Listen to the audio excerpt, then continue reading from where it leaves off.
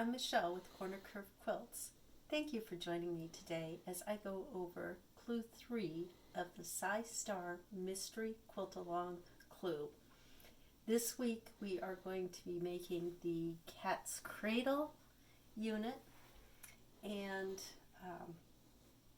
I have used the Creative Grids Cat's Cradle ruler, and I'm going to show you how it works. It's a nice ruler, and it gives you cutting sizes on the ruler and your finish sizes for trimming it up and stuff on the little squares here. It's a great ruler. So you cut your squares and your rectangles, and you go ahead and just line them up, sew them together, and then you want to press to the red. And when you have your two units here, you want to line these up with the reds on the opposite ends, and then you'll just fold them over, sew your 1/4 inch seam. And I've used black thread here so you can see that.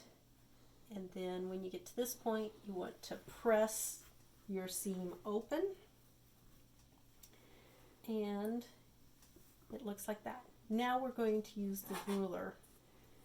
I also have a piece of sandpaper here to put underneath to hold the fabric as I draw my line. And it says place on seam line of that square. And so we're just going to line it up just like so. And then I'm going to take a pencil and draw. And you're going to be right at that point. That's what gives you that nice perfect point. And you're going to come back and sew on that line. While we're here, I'm going to go ahead and draw the other side. And we're going to line it up again just like so. We're going to go ahead and draw that line right at the point and on down.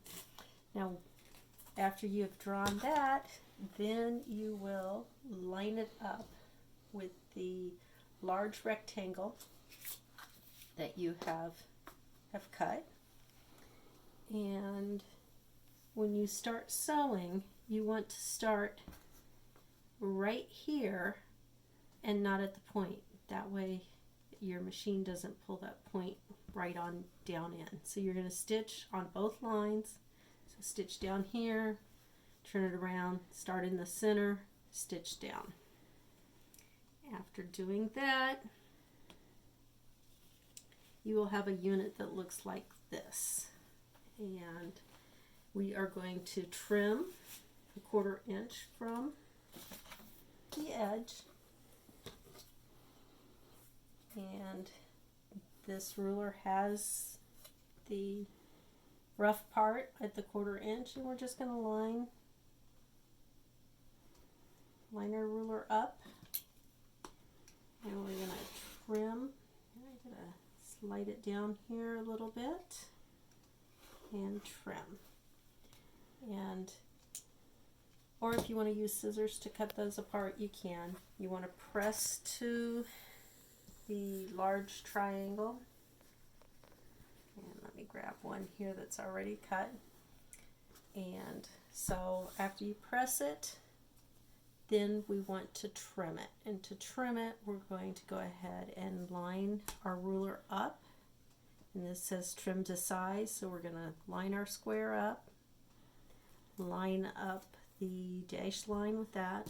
We're going to remember, you want to cut away from yourself. So we're going to go ahead and trim and make sure that stays lined up. We're going to trim, but we don't have a square, and we definitely need to trim up this other side. So we're going to do that this time by having our line go in the 45 degree here.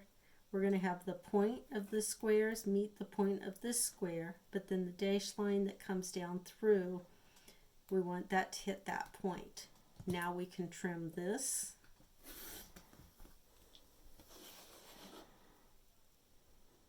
And like so. And we have our perfect cat's cradle unit. Now, I'm going to show you how to do the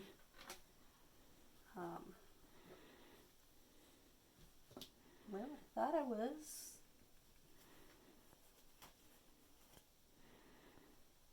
Well, we are going to use this one. We're going to mark it. I'm just going to have to finger press this.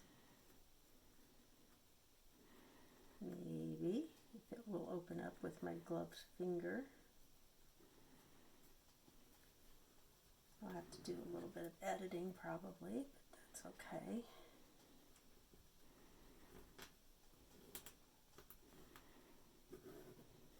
And we got that finger pressed. And we are going to take this unit then. Now, using your regular ruler, we want to mark that line, and to mark that line, we are going to use the 45-degree line on this ruler. We're going to line it up with the edge, and we're going to slide it until we are at the 45. I'm on the right one. I just have to slide it. I'm not on the right one. I need to be on this side. Now I'm at the right one. Okay, so we want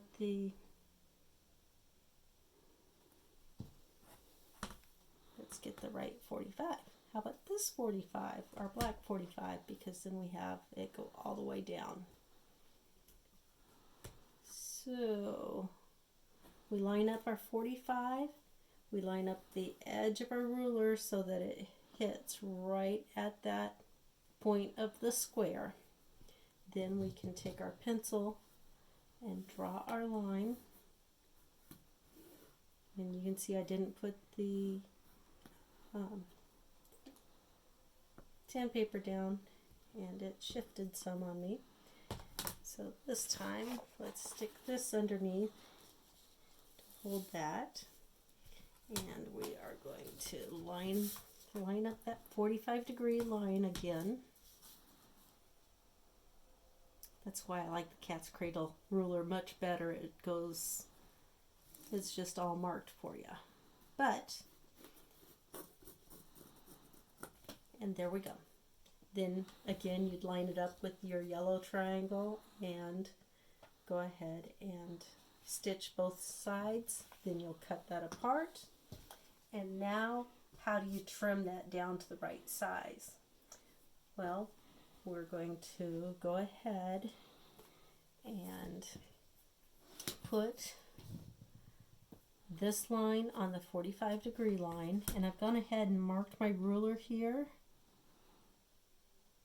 And so I want to make sure that it comes down to here, and it's over here.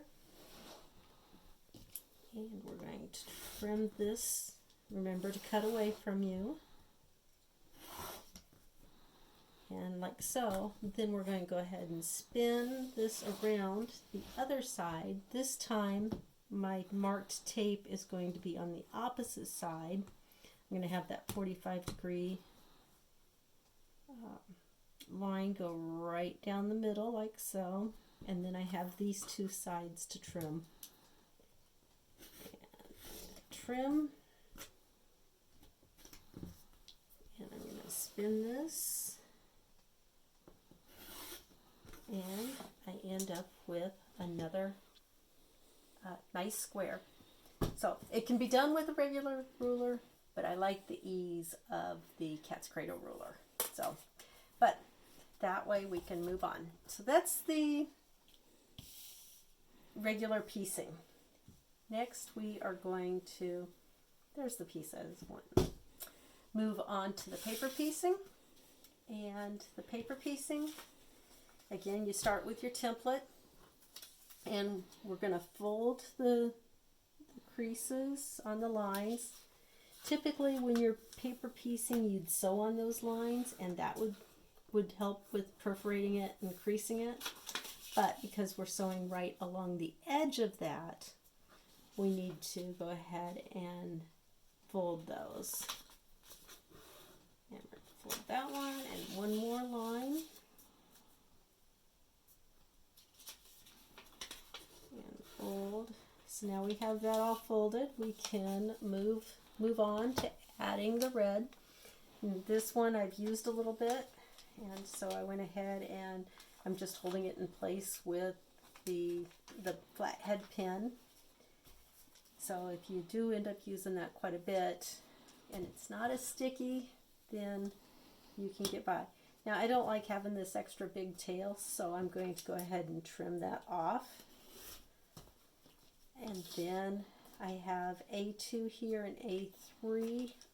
So A2 will be the next one that I sew. So I'm just going to line my 1/4 inch up and trim that. Then I'm going to line my fabric up.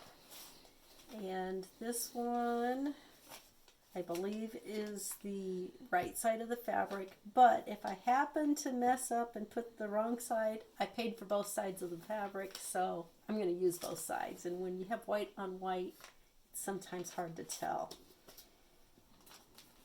So we are going to line this up like so. And we can see here that this extends beyond my paper, so I know I have enough. That way when it's sewn, it is, and we open it up, we will have the perfect little triangle. So we want to take and stitch right along the edge of the fabric. And when we do that, we will end up with a piece like this. And you can see my stitching. I've pulled it back a little bit. Your next step would be to open this up and iron it. And we iron it, and because that is stuck there, I can go ahead and fold this back and trim it like so. Then I'm ready to add the next piece, and I would typically use a separate piece, but when I come over to here, I want to make sure that I have a 1/4 inch. And so I'm going to trim my 1/4 inch. Then I'm going to line up my next piece of fabric. And I'm going to line that up like so and stitch right along the edge of the paper. And when I stitch right along the edge of the paper, I then have a piece like so. And again, we will fold this back after we've ironed it and trim,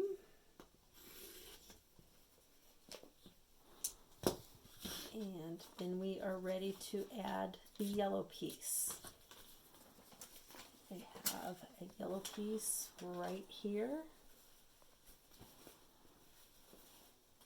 and I've cut this so that it's about a 1/2 inch wider than what I need. After you practice some, you could maybe even take it down to being just a 1/4 inch larger than what you need, just so you have enough that's over, extends beyond the paper to make it easy to line up. So when you have it like this, I'm going to go ahead and cut this at this point so I don't have this big tail hanging out there. And then I also, before I sew it, but then also when I'm done sewing in, I can just go ahead and iron it down. So like that. Now I'd go through and just sew right along that 1/4 inch seam.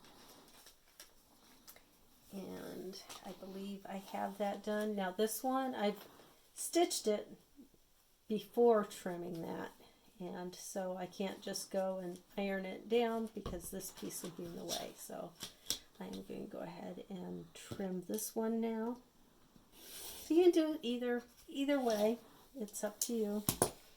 If you happen to stitch on the paper like I did, that's no big deal. Just pop it and pop it like so until you get that paper loose from the thread.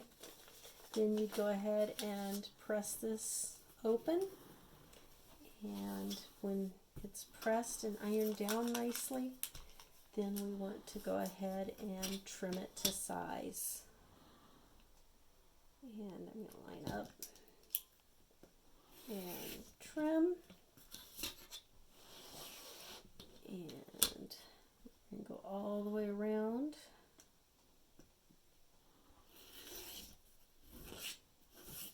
Sometimes it creates a lot of little pieces of fabric. You can throw them in the little scrap bin, or if you have a little bit larger pieces, you can save those for other uses like applique. And trim that. Then when you're done with that, you can just peel it off. You have your reusable freezer paper template, and you have your cat's cradle unit. So I like the freezer paper method when paper piecing, because you're not ripping all your paper. And also, if you use a different measuring scale, if you use the metric scale, then instead of the 1/4 inch, it'd be 6 millimeters, and you'd be trimming away your seams, but you don't have to, you just have to have a piece of fabric larger than what your paper template is. And so that's all I have for you today. And until next time, let's go sew.